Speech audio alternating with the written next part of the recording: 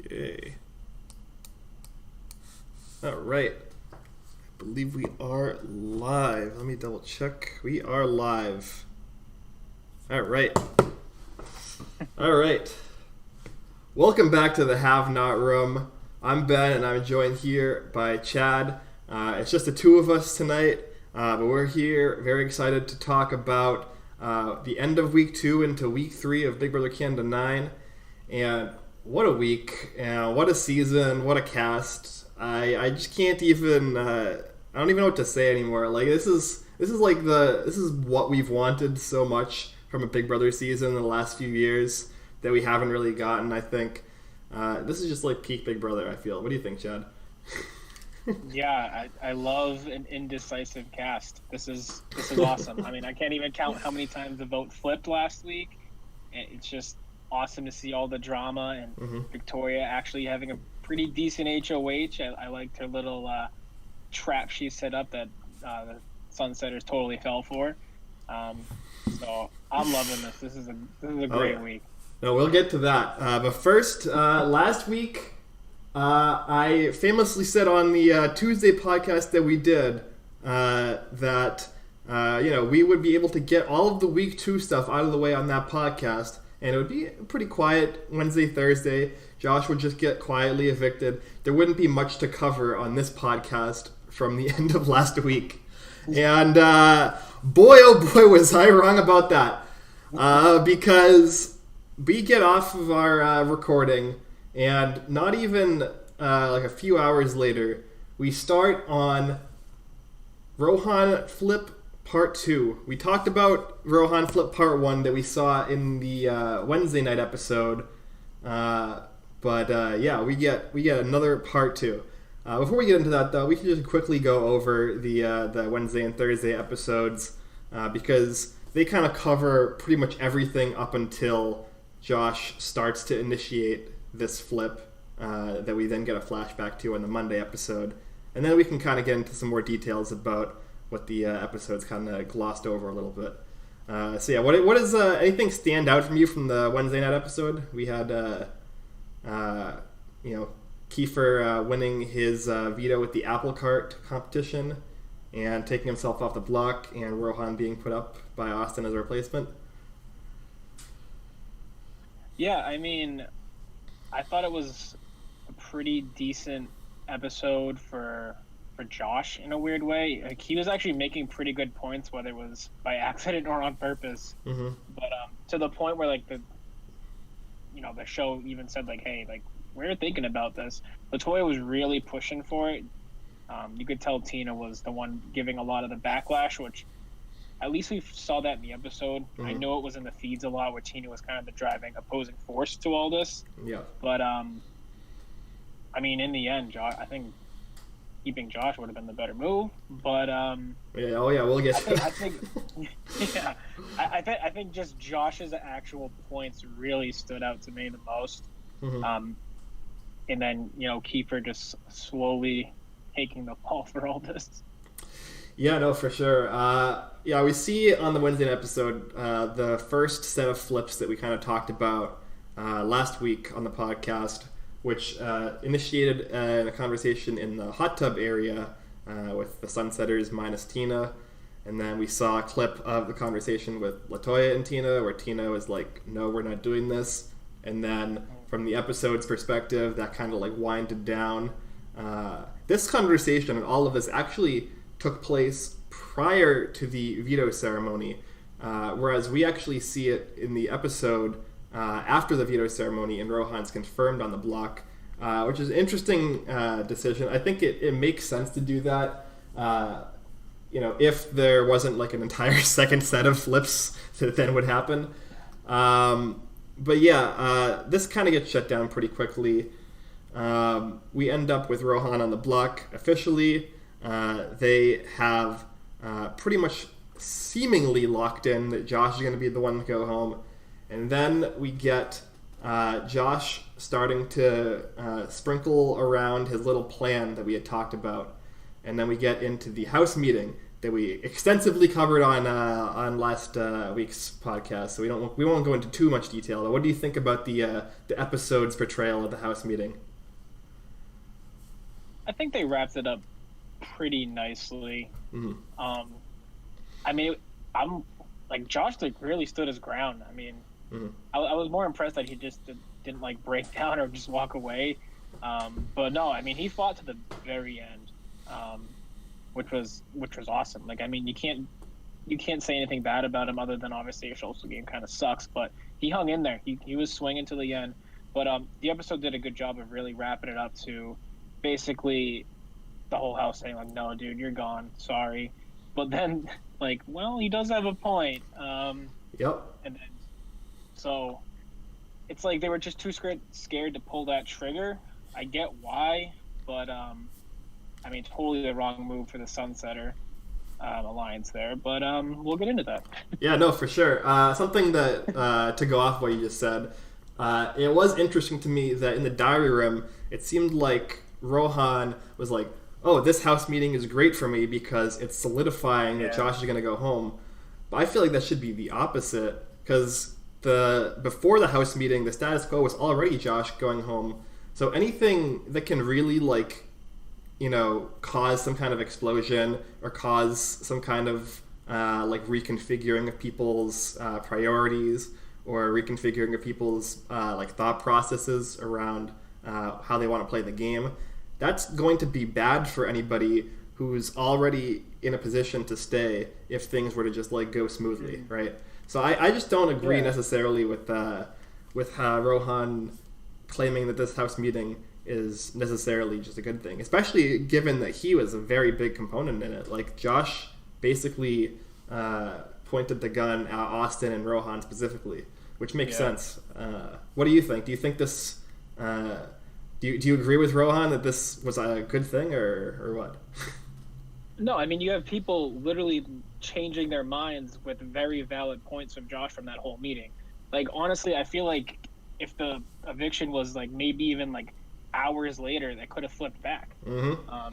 I think it was just a coin flip on timing at that point. Oh, for sure. But I mean, we all knew Josh was likely gonna go, but I feel like after that house meeting, his chances went from 20% going, staying to 40, 50. Mm-hmm. And Rohan definitely perceived that the wrong way. Anytime you have to catch more fire and answer more questions, it's a bad thing in Big Brother. Yeah, no, definitely. Anytime, if you're in a good spot, anytime something unexpected happens, that's usually not going to be good for you. Anything unexpected happening is usually going to be either do nothing or make your position worse. So, and then we get into this final 10-minute-ish, 5-minute-ish segment before the actual eviction vote, where we get Josh coming to, I believe, Jed and Ty, and then also primarily him pitching to LaToya and Tina, and Tara, I believe, was also in the room for that conversation, basically saying, these are the reasons you should keep me. You can use me as a pawn. Ro's a bigger target. I'll target Austin. I won't come after you guys. All, reasonable points that he had also used in his house meeting, also had previously pitched to Jed before the house meeting blow up, when he said, "Oh, Ro's coming after you, Jed." All of this actually came from Kiefer. This is something that the episode didn't really go into too much detail on because it didn't end up necessarily being super, necessary. There's blow-ups that happened this week, though, that kind of call back to it. So I think it's important to, have it for context that Kiefer was the first one to really initiate the idea of putting another second flip on the table. So he approaches Josh, and he kind of walks him through the people that he thinks that Josh should go and try to campaign to, basically. And he kind of, when he tells this to the rest of the Sunsetters later, isn't completely honest in how this conversation goes. Where Kiefer represents it to the Sunsetters that Josh gives him these names, and like Kiefer kind of just like leads the horse to water. But Kiefer basically tells him, you have to go talk to Jed, Ty, and Latoya, and you have to go talk to Tina and Tara, and then obviously Kiefer himself as a sixth vote. And so that's really the reason why Josh went to these specific people and made this specific pitch, was because this is what Kiefer basically told him to do. The episode kind of makes Josh seem like he's like the mastermind of this situation. And Josh definitely did a lot of like correct things to give himself these outs. But this specific plan was put into effect by Kiefer. Came close. Yep. And I guess that explains why Kiefer and Ro aren't getting along too. Yeah, one of many reasons we'll see in the past week as to why Kiefer's relationship with Ro and Kyle has severely deteriorated. So after Josh makes this pitch, we kind of get like a cliffhanger into the eviction, and eventually we'll get the flashback on the Monday episode that kind of pieces some of it together from the last ditch flip that happened right before the eviction. But there was previous conversation that happened the day before where Latoya was correctly, as the episode described, the one leading the charge alongside Kiefer as the person who says it is definitely correct for us to make this flip. We need to make this happen. The issue, as the episode on Monday points out, is that Kiefer and Beth are, at this point, openly playing both sides. Kiefer is playing both sides with Kyle and Ro, and Beth is playing both sides with Austin and Brayden. So it's very difficult for them to make this flip happen without exposing that Kiefer and Beth are basically with the Sunsetters. So if this is you, Chad, what do you do? How do you make this flip happen? Because I think that we're on the same page. They, at the point, especially late into Wednesday and into Thursday, where they've had so many of these conversations and they're like kind of waffling back and forth, like you've already like painted yourself into a corner. You have to pull the trigger, right?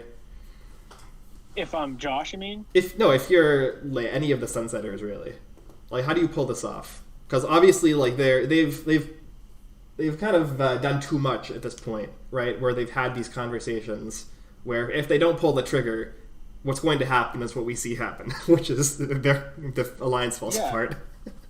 I mean, the obvious and best move would be to flip and vote out Rohan because he's openly, I mean, I don't know if he's directly said it to him, but he's very clearly targeting most of the Sunsetter Alliance. And he's someone who, he also has Kyle, that's two people already who would flip against them. And I'm sure the right conversations could happen where Kiefer flips and now they're down 5 against 3, and then you still have the other half of the house who would probably tag along in that flip. I think Jed and Ty would be in a lot of trouble. I think Beth probably in a lot of trouble for that. Kiefer likely, it depends how he played it, but I feel like he could take some heat too, if not most of the heat.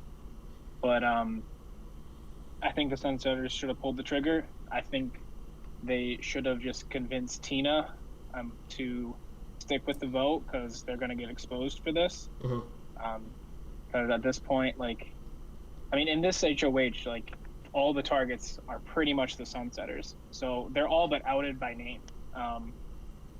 So I would just try to convince Tina. I think that's the play. Yeah, no, I definitely agree. Something you mentioned, I think, is not really something that they even considered to any like reasonable degree when they were like counting up votes, was that they could just like get everybody in the house on board except for potentially Kyle. Like they did this, they put the work, they like started putting the pieces in place for this during the first set of flips that happened Sunday, Monday-ish, where they had Beth go talk to Austin, they had Jen and Ty go talk to Austin, and like Austin was somewhat open to the idea of the vote flipping. Like she wasn't like vocally against it in any like serious way. I do think that if they had all agreed as the Sunsetters, like those 6 of them, that we need to find a way to flip this vote, like this is the correct thing to do, we need to make this work, like no matter how we do it, it has to be done. So what's the best way to do it? Because they spent so much time waffling about whether it was correct, and for each individual person in the alliance, whether it was correct, and then trying to exert their will over whether the flip should happen or not happen. They needed to all get together, say, are we doing this or are we not doing this? And then once they decide that they are doing it, they have to decide the best way to go about it. So what they did was focus all of their effort and all of their like gameplay and focus and attention on deciding whether or not the flip was correct, and they completely avoided the subject of like what's the best way to actually go about this from a practical sense, and they completely flubbed it. They did like all of the worst possible things. They had conversations with Victoria that got exposed almost immediately because Victoria ran back to Kyle and Ro, which is why Kyle and Ro were upset with Kiefer, because they heard things from Victoria before they heard things from Kiefer. And then all of this started like basically getting out, and like everybody knew that a flip was in the works and like bubbling. And instead of like being like, okay, now everybody knows, so we have to do it, they were like, oh, now everybody knows, so let's put a lid on it and forget it ever happened and pretend like it never was a thing, which is just completely wrong. It's just I mean, it would have made perfect sense to go for it. It would have been an actually pretty good move, because I mean, Josh was dead on of what he would be in that house. Is he would be a block pawn every single week, no matter what. He's someone that you could just put up, not care about, as one less person in the veto you got to worry about, and opens the door for backdoors. It gives the other side of the house less numbers, unless Josh obviously sides with them. But like as a Sunsetters, you could probably pull Josh, honestly, be like, hey, we're keeping you safe, but like you're going to be our pawn. He's wacky enough to go with them. So like it would have just made so much sense, knowing Rohan was actively against you and knows that you're trying to flip him. Then it just would have made so much sense to do it. Like, I kind of anticipated they wouldn't, but like it's almost like, come on, you got to do it. Like, why not? Yeah, no, definitely. Nothing to lose and everything to gain. No, yeah, especially you avoid heat. They avoid all that heat too, because now they got to answer up to it. Rather than if everyone did it, no one's questioning, because the whole house did it. But now it's like, well, why did these 5 or 6 people want to do it, but then no one did it, and now they're pretty much exposed as working together. Yeah, no, exactly. You said like there's nothing to lose, but there is things to lose. But the issue is by like poorly executing the non-flip in the way they did, they've already lost all of the things they would have lost by just flipping it. Exactly. So they get all of the bad things of the flip and none of the good things. Exactly. Yeah, no, it's really, really bad. Definitely, like the gameplay by the Sunsetters completely deserves to be in the spot they're in right now. So let's just quickly go over. We see in the Monday night episode at the very start. This is something that we'd heard about on the feeds, but because obviously the feeds were down during this like time right before the eviction, so we didn't actually see this happen. But we had heard that there was another potential last-minute flip that LaToya was trying to pull off literally moments before the eviction. That like Kiefer was finding out about which way the votes were going as the votes were happening, and he was sitting on the couch. Like, this is how last-minute this was. I know. You can literally hear the eviction starts in 5 minutes. Yep. Oh my god. And LaToya and Jed and Ty are just sitting up in the couches together, and LaToya just like looks at them and says, all right, we're gonna flip this. And then she does her LaToya special, which is what she did apparently, because we obviously didn't see this either, the feeds were off, or the feeds had not turned on yet for this, but apparently this is similar to what she did for the first eviction, where she flipped the vote from Josh onto Julie, like the last day basically, where she was just pulling people into, in that case, the bathroom, and in this case, the OLG room, like one by one, and saying, hey, we're going to do the flip, all right? And basically trying to strong-arm him into voting the way she wants. And you could see on people like Tina's face, on people like Tara's face, and then like especially Victoria, who is very like outspokenly saying, no, I'm not doing that, that this was just not going to work, especially with them trying again. For some reason, after things had already been exposed to a point, to keep Beth and Kiefer like clean from the vote. It's just they have the votes. If all 6 Sunsetters just vote together, they could just vote. They could vote whoever they want out. But they're putting all of these unnecessarily like complicated restrictions to try to keep together a structure that's already falling apart. Yeah, it's again, if they had more time, maybe, but like no. Now you're exposed. Now you're all in trouble, as we see this week. Yeah, no, for sure. I thought the episode also did a very good job of, showing this. Obviously, this is not something I have any context for about whether it was like edited well because I didn't see it on the feeds. But the story that they told in the first like 5 to 10 minutes of the Monday episode, I thought was pretty good. Yeah. And the Monday episode in general was leagues better than the Monday episode from the week before that I was whining about. Oh man. Much better. Yeah. So yeah, the flip fails. LaToya gives up, and they all vote out Josh. But he was close. He was way closer than he probably even knows that he. He was probably walking out the door saying, "Oh yeah, I had no shot," and not knowing that there were like 3 or 4 like solid times during the like couple of days leading up to the eviction where if they had just held a vote then, he probably would have stayed. Which is crazy because I said on the last podcast, Josh 100% is going home, and that was not the case. It was like very close to 50-50.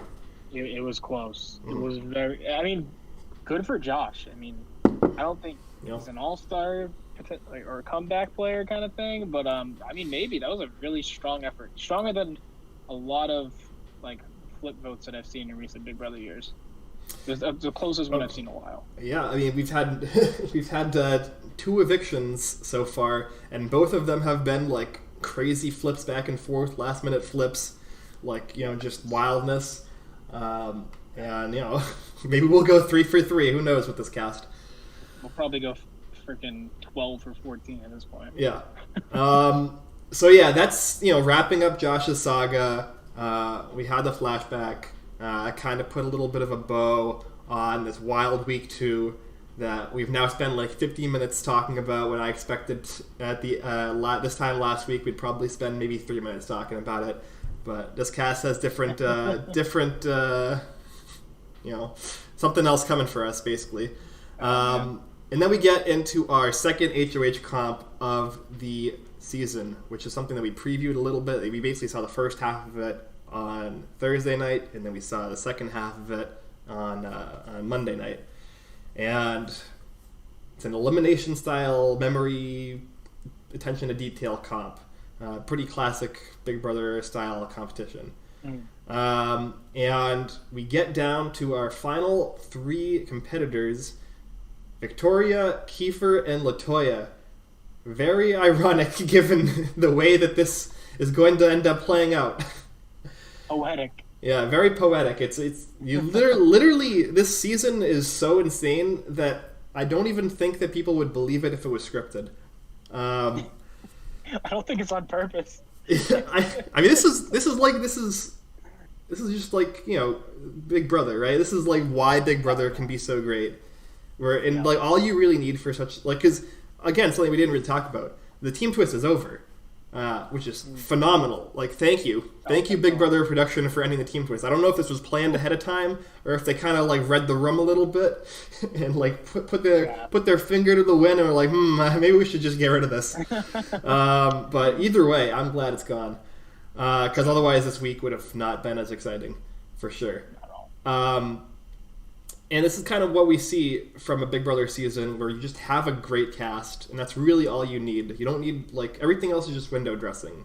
As long as you have, like, a great cast that are self-interested and they're, like, kind of, like, unhinged a little bit, this is what you get. Yeah. And we see our second HOH crowned Victoria, Spicy V, comes out on top. A little bit of a comp beast here. She's kind of won 2 competitions if you include her winning the team competition. I would. Yeah, it's pretty impressive. I did not see this coming. I'm not gonna lie. No shade to Victoria because I love Victoria from what I've seen so far, but Yeah. did not see this. Not at all. Yeah. Not at all. Yeah. It's tough. Yeah, and she technically answered a question, which is more than Christmas can say, on her 2 times playing this competition. Oh my god. I forgot about that. Yeah. She did not win this by default totally. She answered the last question against Kiefer correctly. She locked it in. And yeah, we get immediately a lot of really interesting conversations coming from Victoria. She talks first. Which conversation do you want to go over first? Because there's so many, and they're all so bizarre and interesting on their own.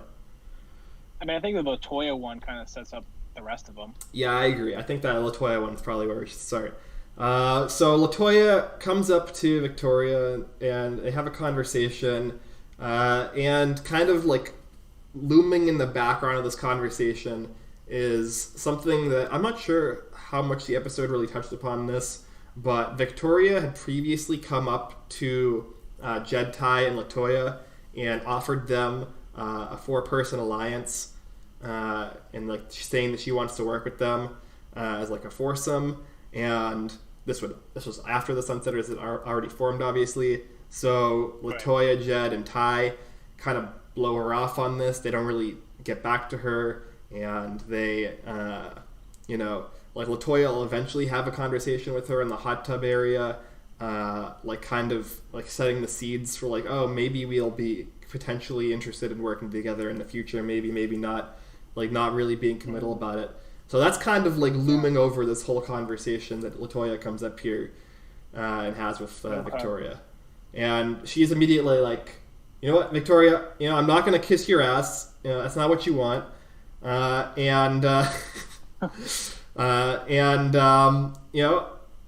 said I would look out for you. I hope that you look out for me. It's like a business meeting with Latoya. Yeah. Yeah. What were your thoughts of this conversation? I mean, it shows how just bad at confrontation Latoya is. She's just so like, she's too much like, I'm not a bullshitter, but she's like taking that to too much of an extreme. Yeah. Like, I get it in reality, in her specific career, you can do that, but probably not in Big Brother, where like the social game is everything. Like, you have no power over that person, especially given that Victoria's HOH. Like, she should have. I mean, I'm not saying like literally like suck up and kiss her ass, but like, I mean, don't like just be like, hey, I'm not gonna kiss your butt or anything, but just don't put me up. Like, that's pretty much what she said. Mm-hmm. And then Victoria, I think, had a really good move in planting that seed just to see like where she would hear it from, figure out who she's working with. I mean, like, classic Big Brother move.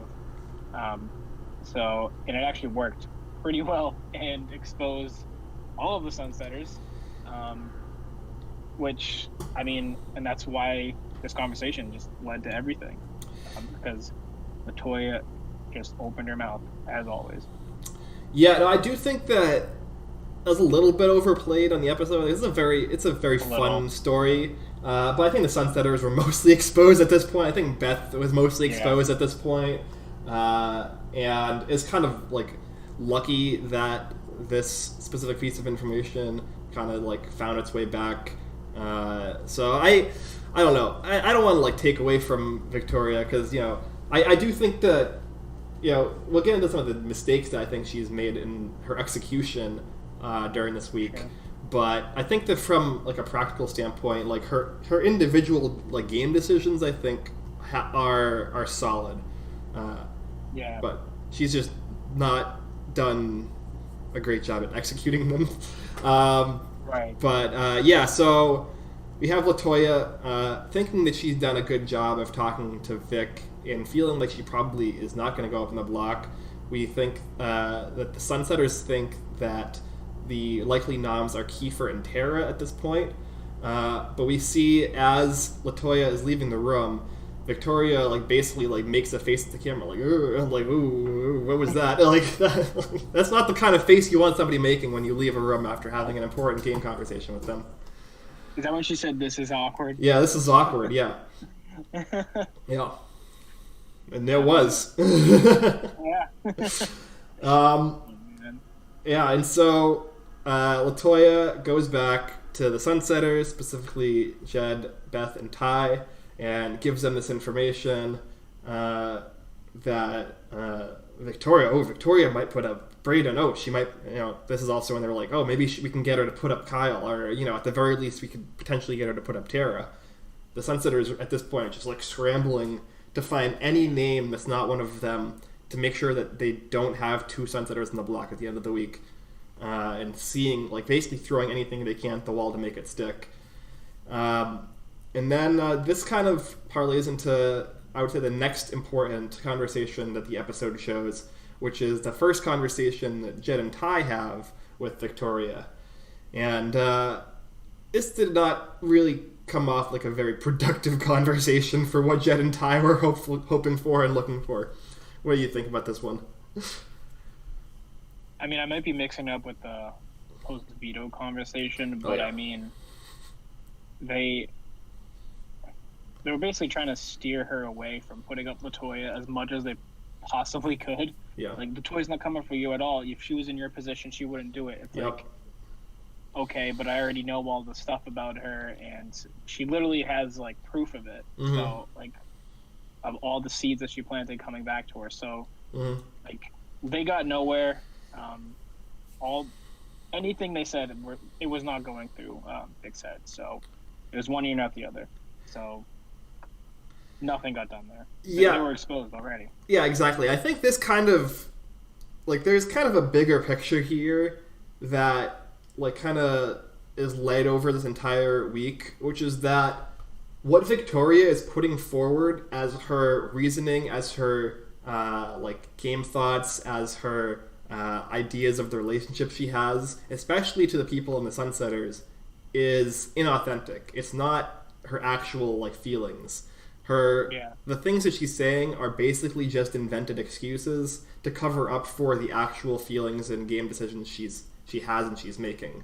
And we'll see this especially in spades in the conversation that you mentioned, post-veto comp with Jed and Ty, where she has just basically fabricated a complete storyline of why she's doing certain things and what she wants and how she sees herself in the game. And I think that's really why none of these conversations are going anywhere, and they're all just kind of like Jed and Ty and Latoya, like, hitting up against a brick wall. Is because they're trying to argue against, like, basically like a straw man of what Victoria is putting forward as her positions, but that's just like a facade over her actual positions. Right. And so on top of all of this Latoya stuff, all this Jed and Ty stuff, all this Beth exposed party stuff, where Beth is completely trashed her relationship with Brayden and Austin to the point where they don't even, like, barely like her as a person anymore, never mind want to work with her in the game. We have Kiefer's game falling apart at the seams, and we see the start of this during the flashback to the vote flip before the eviction, where Ro and Kyle become pretty well aware that this vote might be flipping on them. And they had previously known that Kiefer had been involved in these talks from the day before because Victoria had told them that. And now they're seeing Kiefer get pulled into rooms where it's clear that he's being told that the vote could be flipping. And given that they were supposed to have a working game relationship, it's clear for Kyle and Ro, at least, that Kiefer is playing them. It had already been clear at this point. Now it's crystal clear. And so we see Kiefer make a decision right after the eviction to go into the ball pit with Kyle and let him know that this flip was actually orchestrated by none other than Victoria. What a move! What a move by Kiefer. Definitely reading the situation very well, reading his position perfectly, really understanding the relationship he has with Kyle at this point. Man, oh man. What do you think of this? I mean, he's caught red-handed playing both sides and pretty much admitting I'm taking the other side, but like, please don't hate me, as Josh would say, to Kyle and Roe.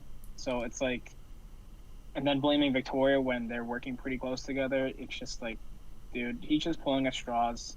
He's already been caught. Like, that relationship, any potential for an alliance is gone. The episode said it, and that conversation with Roe. I'm not sure when it happened, where he's basically like, "You're dead to me." Kiefer's game is totally exposed, and I mean, I'm sure LaToya goes home, but who knows? It's this house. Who knows? Man? Yeah, no, it could go either way for sure. We'll kind of like get into where the votes lie after we get through the veto stuff. But yeah, Kiefer, even if he survives this week, is not looking good as far as longevity in this game. As far as like even just win equity, even if he gets dragged to the end because people don't like find him as a social threat anymore. He just I don't think he can win this season at this point. Like, he's just completely trashed himself, almost irreparably.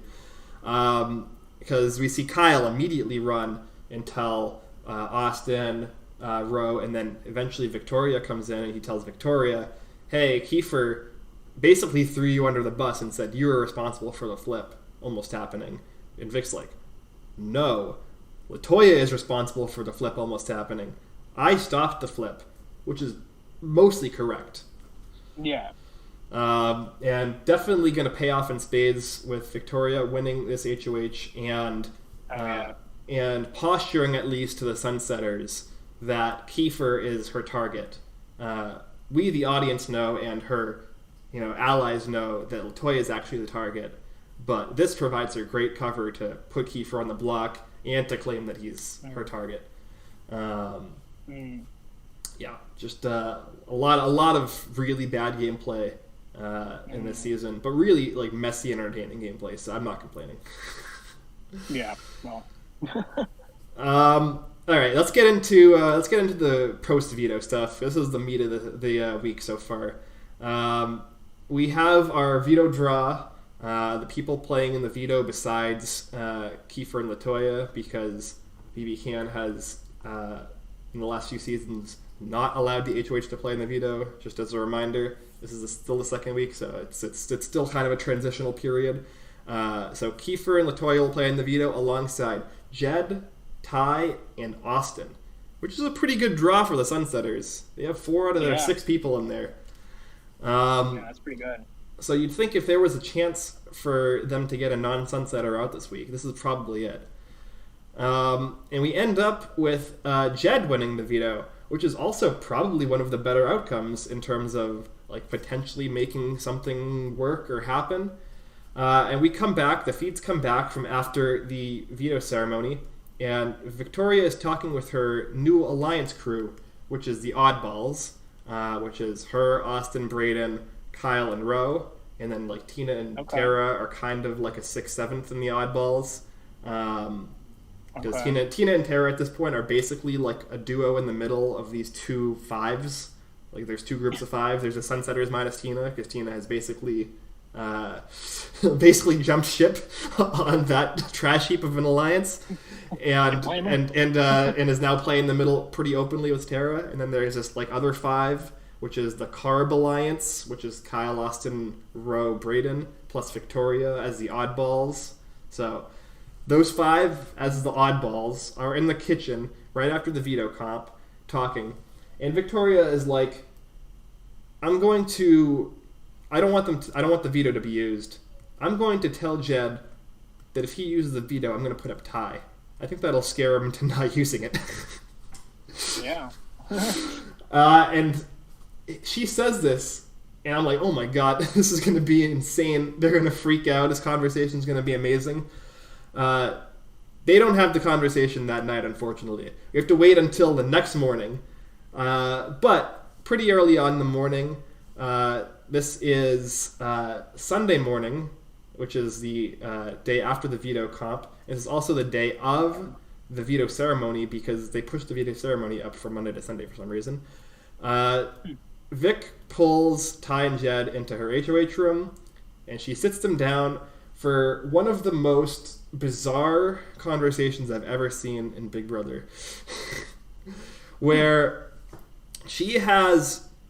Okay, this is going to be complicated because I don't know how this is going to be portrayed on the Wednesday or Thursday episode. This will probably be on the Wednesday episode, I imagine, because that's the veto episode. I don't know how they're going to portray this because there's so many things that Victoria is saying that are just patently untrue or like not an actual representation of her thoughts, that it's going to be difficult for the show to actually like tell this story in a cogent way that's like accurate. So let's just get all of the facts on the table. Victoria wants LaToya gone. Jed and Ty and the Sunsetters think that she wants Kiefer gone and are operating out of that assumption. Victoria is talking about how she's afraid that LaToya will flip the vote.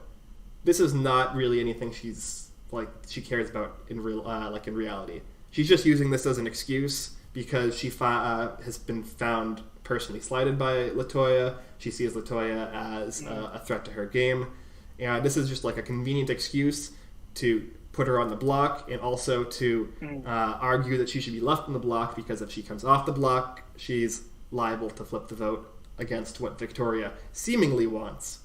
Those are like the two like big things that are being misrepresented to Jed and Ty, which is why again they're going to run up against a brick wall trying to argue with her, because they're not arguing with facts, they're arguing with a facade.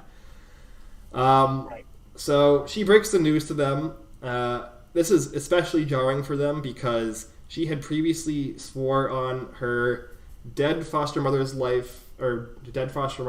grave and her boyfriend's life that she would never put them up this week, and in fact, separately, that if either of them won the veto, they could do whatever they want with it, and she would even allow them a say in who the replacement nominee would be. So, given that was the last conversation that she had with them, her bringing them into the HOH room and being like, all right, Jed, so if you use the veto on LaToya, I know you want to do that. If you do that, I think that I'm going to have to put up Ty in order to get my target out, because otherwise I feel like LaToya will flip the vote on anybody else but Ty. I know she won't flip the vote on Ty, so he's the person I would have to put up. Obviously, this is not the reason, as I just said, that she's saying that she would put up Ty. She is specifically saying that she would put up Ty as a direct threat to Jed, and he reads this as a direct threat, like, you're going to not use the veto, otherwise I'm going to put up your best friend, basically. Oh, yeah. What did you think about this? I know you like at least watched some of this conversation. Yeah, I mean, I watched like the first 10 minutes of it. The point where it goes was on. like firing back at her, being like, "Oh, well, you're literally threatening us. Why would we work with you?" So it was definitely an awkward conversation.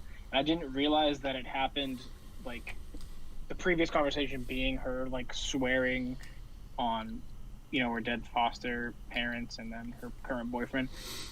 I mean, it's Big Brother, but like, I mean, I guess it depends on the person and the cast as a whole whether you make those kind of, promises or swearing on people. I mean, we saw that whole thing with Kiefer having so much struggle with that, to the point he said, "I'm not going to do it," and then him leading to his like almost breakdown.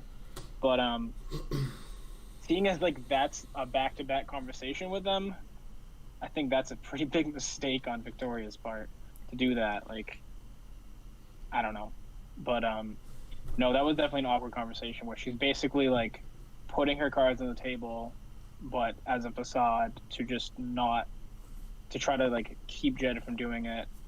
But I mean, I didn't know about the oddballs yet. So, like, she has the numbers to back it up.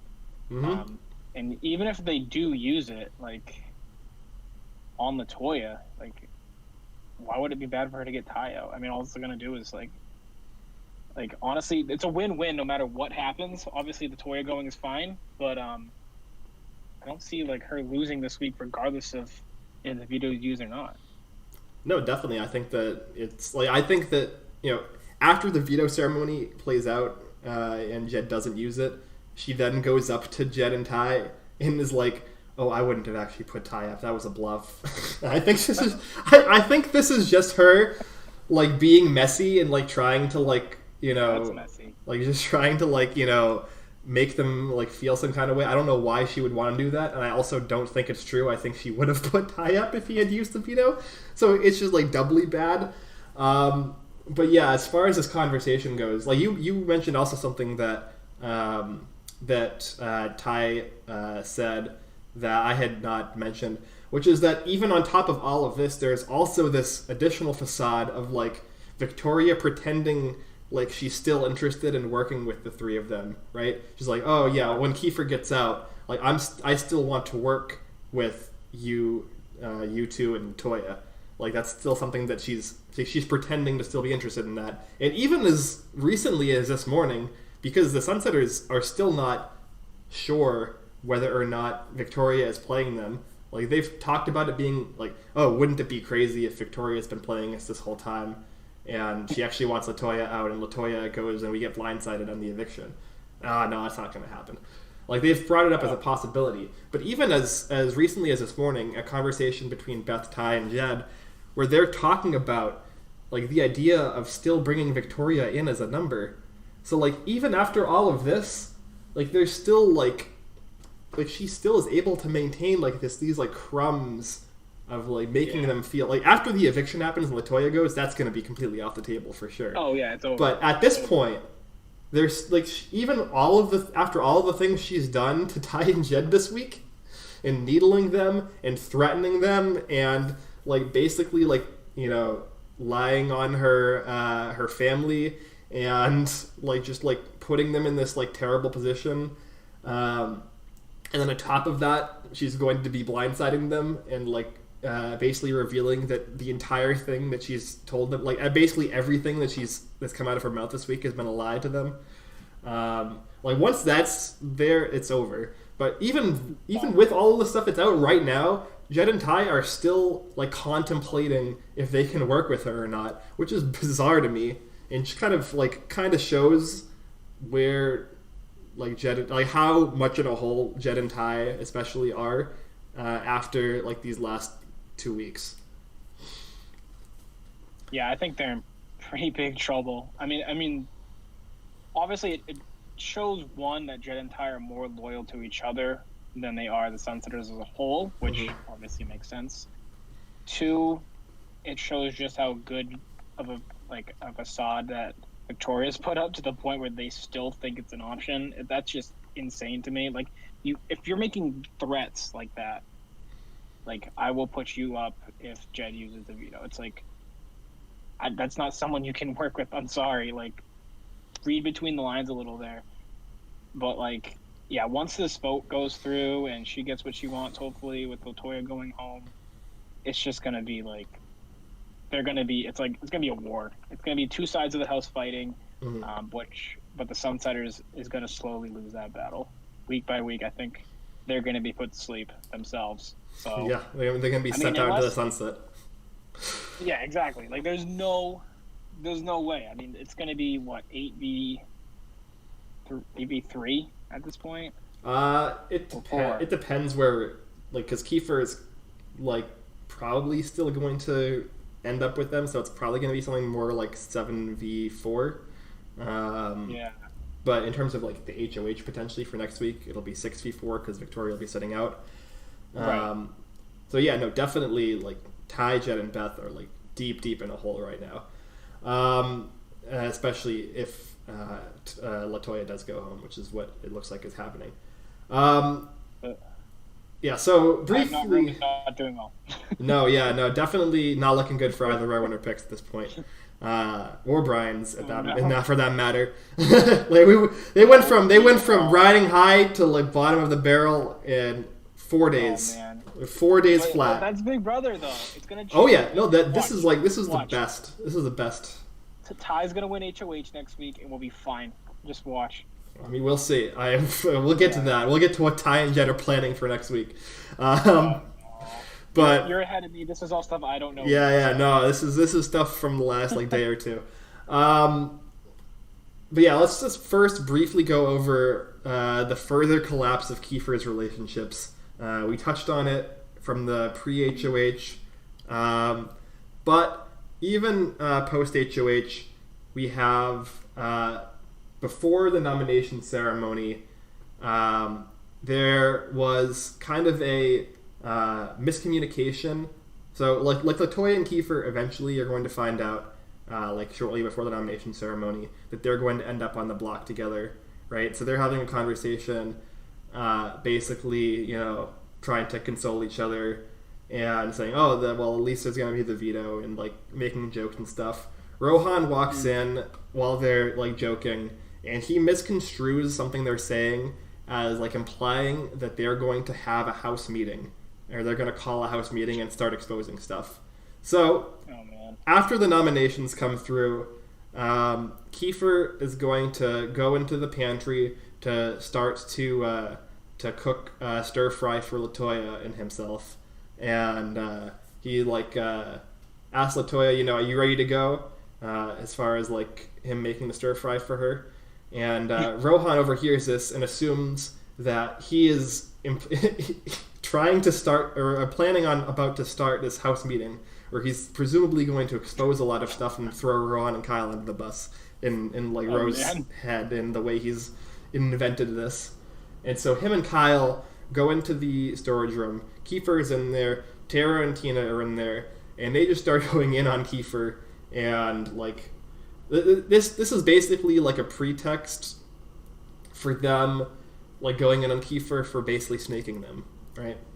Like he was basically like a rat floater for the Sunsetters for the first week or two of the game, where he was like playing Ro and Kyle as a fiddle and like making them like feel stupid, trying to be an organizer of this flip behind their back. And Ro and Kyle find out all about this and like know that Kiefer is like a liar and like completely untrustworthy to them, and they want to like get their frustration out, right? And so they're using this miscommunication as an opportunity to just like start like going after Kiefer. Like, what are you doing? What's your plan here? Like, and Kiefer's just like, hey, that's Big Brother, that's just how it goes. And like, why did you do that to us? Just that's how Big Brother goes some of these times. That's and he's just giving them nothing. Like, they're just like basically putting on this like interrogation about like all of the lies he's told and what he's done to them, and he's just giving them nothing in return. And Tara and Tina are just sitting in the corner, just like watching this like a tennis match go back and forth. And then eventually Latoya comes in and she tries to stand up for Kiefer, and she comes after Kyle and Ro and is like, "You guys are actually liars. You guys are the snakes, etc., etc. You guys are the bullies. You guys are like coming after Kiefer, and he just got put up on the block. This is not necessary." And Ro's like, "Well, I just almost went home. And like I could easily have ended up on the block this week if things went differently." And it kind of escalates a little bit. The feed's cut, it comes back, and everything's kind of stabilized. And there's a lot of retellings. Ro and Kyle go and apologize. They do like an apology tour. But yeah, no, Kiefer's relationships with basically everybody in the house at this point, except for like the remaining Sunsetters, is just dead on arrival. Yeah. That's sad. That's so sad. Yeah. But I guess that's what happens. Like, if you get caught playing both sides, more than likely both sides are not going to like you. Mm-hmm. So now, he's either gonna, I don't know. Like, what do you do with him if you're the Sunsetters? Like, do you just keep him along for the ride as a number at that point? What do you do if you're the oddballs? Like, well, the Sunsetters definitely need them. The Sunsetters need him. He is still relatively close also to Tina and Tara. Tina and Tara are upset that Kiefer and Latoya are on the block because their ideal block is that four. Tina, Tara, Kiefer, and Latoya. And then maybe bringing in somebody like a Brayden or an Austin, just like pad numbers. Like, that's kind of the ideal structure that Tina and Tara would look for. So I think that he can still kind of fall in with them, potentially. But yeah, just in terms of him making any kind of meaningful progress in the game going forward, it's going to be like a major uphill battle, like beyond even what the non-Sunsetters were looking at last week. It's going to require a lot of people beside, like he can't do it on his own. It's going to require a lot of other people making a lot of mistakes, which with this cast is possible, but it's certainly not, like he's going to have to basically play like perfectly from here on out to even have a chance. Yeah. All right. I mean, there's a shot, but I don't know. I think he has to find his way into power. I think he has to mend some relationships. I think he has to hone in with Tina and Tara at this point. But yeah, like you said, I'd be very impressed if he makes it to like even Final Five. Yeah. No, 7. Yeah, I agree. I think that it's gonna be an uphill battle for him to even just make jury. I think at this point. But I mean, there's only gonna be, like, assuming he survives this week. I think there's 2 more evictions before jury. So yeah, maybe he can survive if other people are taking shots at bigger threats. So yeah, but not looking good as far as his long-term possibilities in the game. All right, let's just quickly go over like where the house sits after all of this chaos and where are the like guns being pointed for next week. So as I mentioned earlier in the week or early in the podcast, there's this kind of stabilized into a situation where we have the oddballs on one side and the remnants of the Sunsetters on the other side. And the remnants of the Sunsetters at this point are going to be, assuming LaToya gets evicted, Jed, Beth, and Ty, and then Kiefer kind of as a 4th. And then those 4 are trying, or had been trying up until recently, to court Tara and Tina as like the 5th and 6th. They're like, whichever one of us between Kiefer and LaToya goes home, we'll just try to bring in Tara as a 6th and replace them, and we'll still have the members. That's been the mantra up until recently. And then on the other side, you have the Oddball Alliance, which is Kyle Roas and Braden Victoria, plus Tara and Tina as kind of a 6 and 7. And so you can see it's kind of these 2 sides, and Tara and Tina are in the middle as this like swing pair, and they basically are going to dictate not only how this eviction goes, because they're the swing votes for this eviction, but also what kind of transpires in the coming weeks.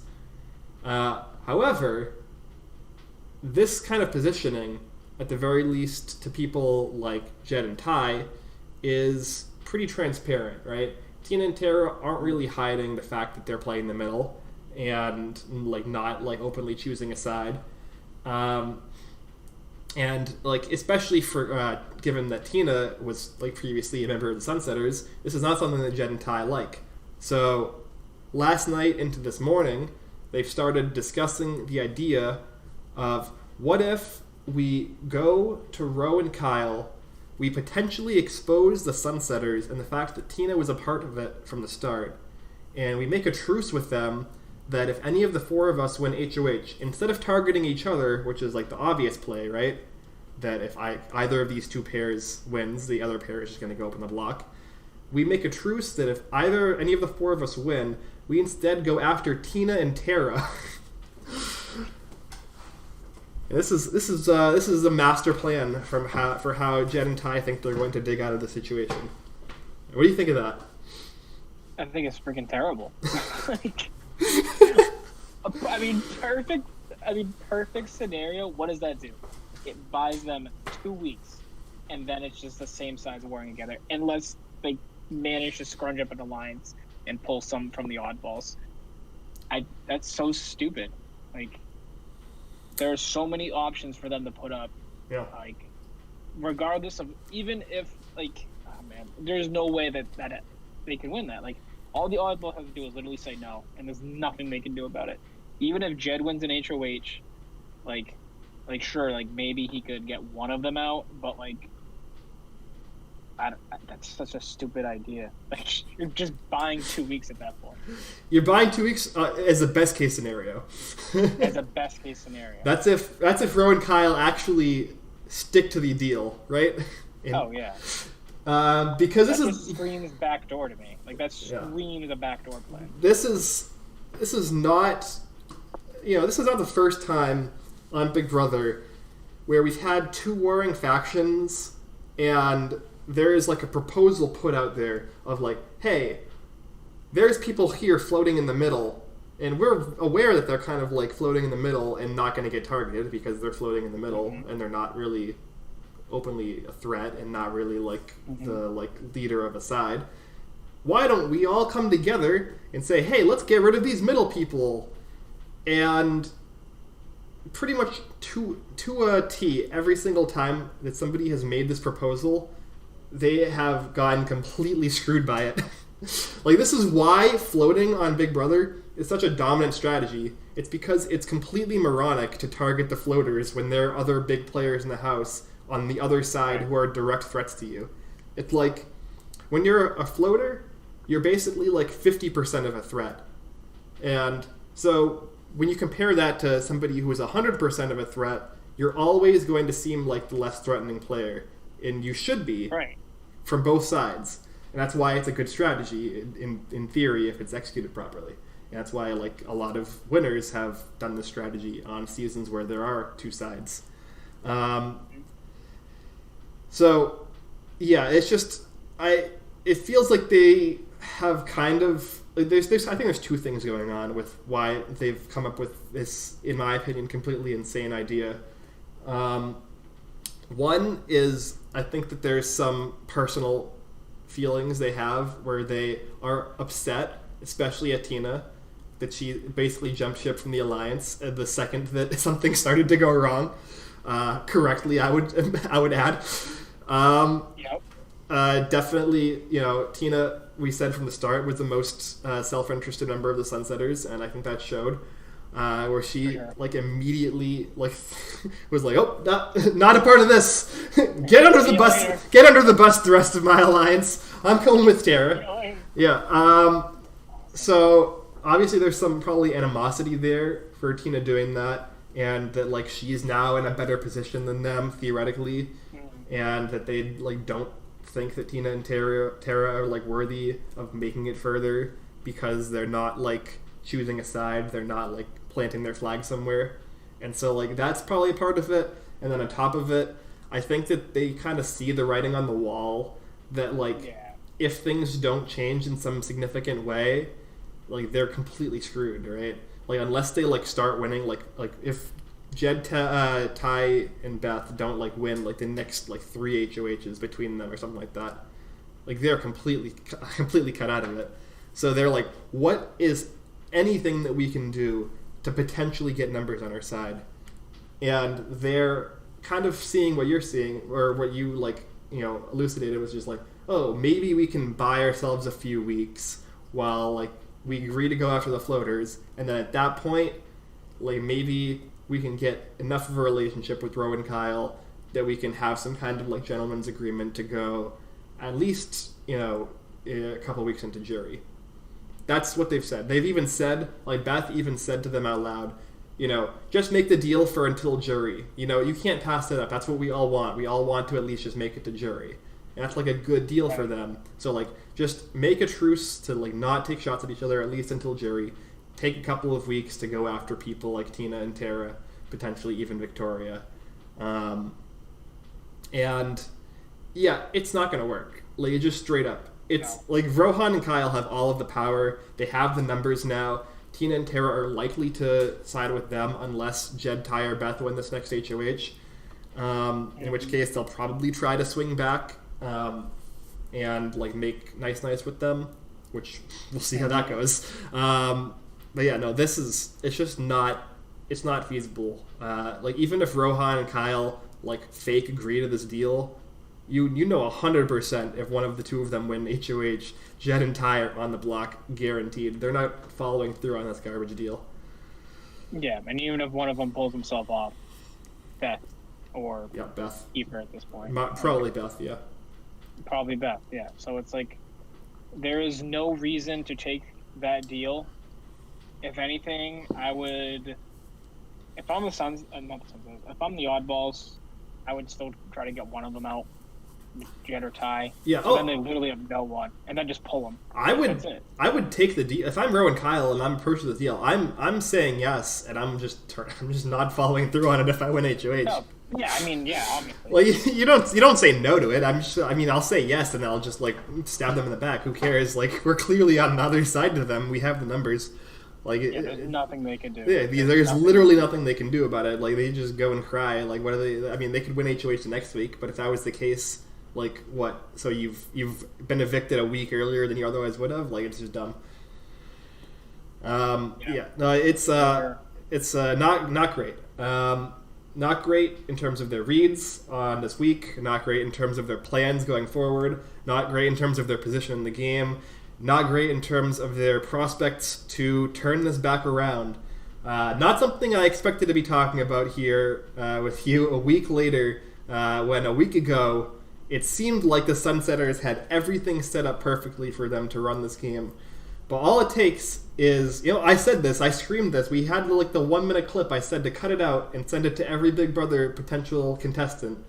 That We did. literally all you have to do to fuck up a majority alliance that like is kind of set up to run the game is somebody from outside the alliance has to win HOH. They just have to figure out who's in the alliance and just make sure to get one of them on, like one of the two of them on the block and one of them out, and the alliance will crumble. Almost guaranteed. Yeah. This is like textbook how to like make this work. And Victoria, while her execution was extremely messy, she did a lot of very petty things to just like needle Ty and Jed needlessly, and kind of rub salt in Latoya's wound as she's likely to go out here. Isolated Kiefer socially by like jerking him around. Definitely could potentially be on the block next week if Jed, Ty, or Beth win HOH. But it was fun, and her HOH, while significantly messier than Austin's, was probably more on paper effective, because she is now in the new majority alliance. She's in a swing spot in the new majority alliance between two pairs, which is a great spot to be in if that alliance goes deep. And she's getting out a threat, and she's completely dismantled the entire power structure that she was not a part of. So, a lot of people are giving Victoria a lot of crap for being messy. I think it's reasonable to give her crap for like some of the messiness that she's done. But she brought great entertainment. She's completely flipped this season on its head. Like, even if she ends up on the block and going out in the next couple of weeks, she played her game, and she played the hand that she was dealt. And this is the path that you kind of have to go down as somebody who's on the outsider league. Like, this is like the all-in play you have to make. So, yeah, it's gonna be interesting. You summed it up perfectly, honestly. Yeah. Anything else you want to talk about from last week or two, last few episodes? Anything that we kind of missed, or anything you want to mention about the season as a whole? I mean, honestly, I think we just got to see if the vote's going to flip one more time. But at this point, but no, I mean, this is like just great Big Brother. I love it. Big Brother Canada is really bringing it, and I'm glad to have started watching on BBCAN 9 at this point. Yeah. But I'm very sad about all three of our winner picks on the Have Not Room are not doing too well. I would love to go over a path to victory for all three of them, maybe at some point, but it's going to be rough. Yeah, I mean, definitely one of the three of them or Ty will have to win the next HOH, I think, for them to even have a sliver of a shot to try to turn this around. But other than that, I don't know what else there is to say. I don't know, man. All right, let's wrap this up now. We're over an hour now. We kind of predicted this podcast. We might be able to get it over in like 30 to 40 minutes last week. We didn't see it coming that there would be like an entire like day and a half of strategy extra to cover. But this house is bringing it, so. That's this season, man. Yeah, so where can they find you, Chad, online? We can wrap this up with our little plugs at the end here. Yeah, you can find me on Instagram at ChadleyJP and on Twitter at ChadFairy25. Yeah, you can find me on Twitter at Ben Sharon, also on Instagram at Ben Sharon, even though I don't really use Instagram. But I do use Twitter. I tweet about Big Brother a lot. I tweet about the feeds and my thoughts. I haven't been doing a lot of like actual like live feed recap tweeting like in real time, but I'll kind of give like general thoughts about like anything that happens if you're interested in that. And then you can also follow the main channel at Wicked Good Everything on YouTube, Twitch, TikTok, Facebook, Instagram, basically every platform. And then on Twitter at WG Everything. You can hopefully hit the subscribe button on this YouTube channel, which is Better Radio, which has all of our podcast series on it, as opposed to our main videos, which are on the main channel. You can also check out Wicked Good Sports, which is our recently launched sports podcast. You can check out Brian and Chad, especially on that, talking about football, covering the basketball season, the hockey season now. Soon we'll probably get some baseball content in there eventually when that season starts to wind up in the next couple of months or so. So yeah, very exciting stuff, and we'll see you next week, I guess, for probably another hour plus podcast, because this cast is insane, and they don't let us even take a breath. Not at all, man. But we love it. We love the flips. All right.